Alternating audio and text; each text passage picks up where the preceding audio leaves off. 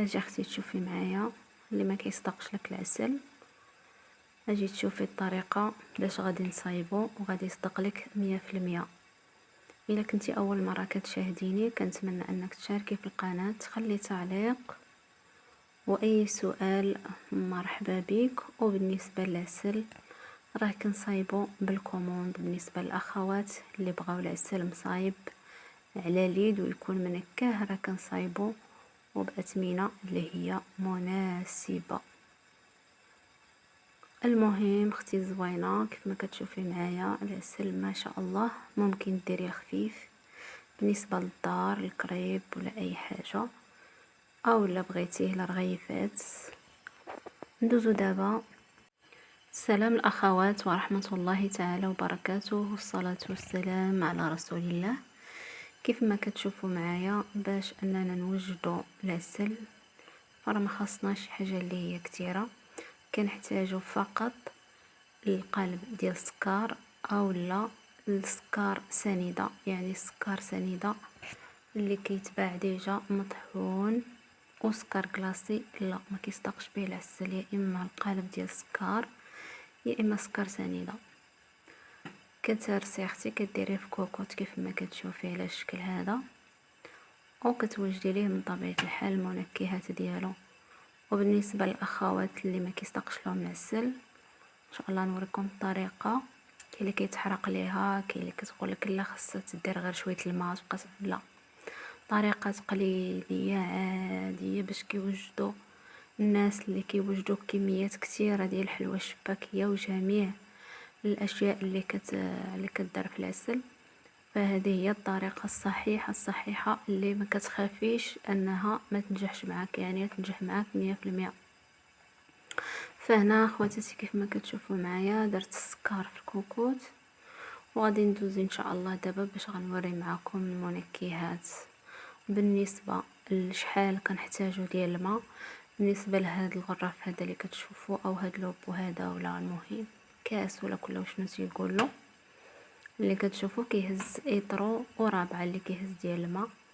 فانا غادي ندير منه جوج، وبهذه الطريقه هذه غادي يعطيني جوج ديال العبار تاع القياس ديال الماء ونص. فالاغلب غادي يمشي لكم تقريبا، غيمشي داك ايطرو لاروب، يعني ما كاملش ايطرو، يكونش ايطرو لاروب بحال هكاك. وكيبقى لكم كيبقى لكم تقريبا ايطرو ونص. بالنسبه بغيتوه يجي خفيف راه كيبقى لكم جوج ايطرو بالضبط، او لا ايطرو يعني كامل، وشي نقولوا جيترو قل ربعة او قل كيلو، لان كما كنعرفوا العسل راه كيتعبر بالكيلو ماشي بالايطرو. المهم الاخوات انا كنوريكم انني درت منه جوج، هاد الغراف هذا درت منه جوج، وكتخليه حتى كيذوب، يعني ماشي باقي بحال هكا كديريه فوق البوطه، لا تخليه ان شاء الله حتى كيذوب عاده باش كديريه فوق البوطه باش كتسهلي العمليه ديال الطياب وما كيتسكرش ليك العسل، يعني ما كيتسكرش. هنا كنحتاجو الحامض كيف ما كتشوفوا، عندنا القرفه، عندنا سميتو لا حول ولا قوه الا بالله القرنفل، وعندنا الباديانه ديك الوريضه اللي كتكون في راس الحانوت. بالنسبه لي انا كنبغي نكه بهذه الطريقه هذه، نتوما لكم الاختيار، بغيتو تنكهوا نكهوا، ما بغيتوش تقدروا ما ديروا حتى شي حاجه كاع اصلا. وبالنسبه للسر باش غادي يصدق ليك العسل، فاختي خلي لي التعليقه ديالك في الخاص ونعطيك السر. فقط المتتبعين ديالي اللي كيتبعوني واللي كيديروا لي لايك واللي كيبارطاجيو الفيديو مليون فصاعدا نعمر العسل ما غادي يخسر معاك، ولكن بشرط انك تخلي لي التعليق وتقولي لي بغيت السر اللي غادي يصدق لي به العسل، وغنعطيه لك على راس العين.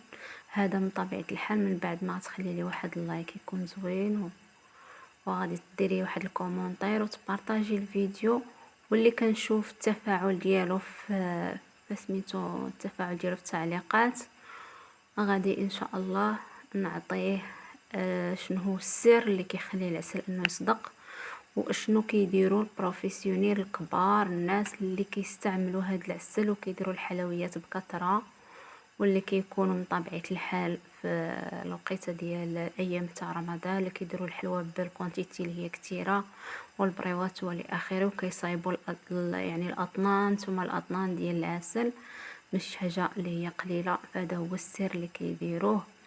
وانا ما خديتش هاد السر غير هكاك، يعني انا خديته بواحد الطريقه اللي حتى انايا كما كنقولوا ما كايناش شي حاجه فابور. فكنتمنى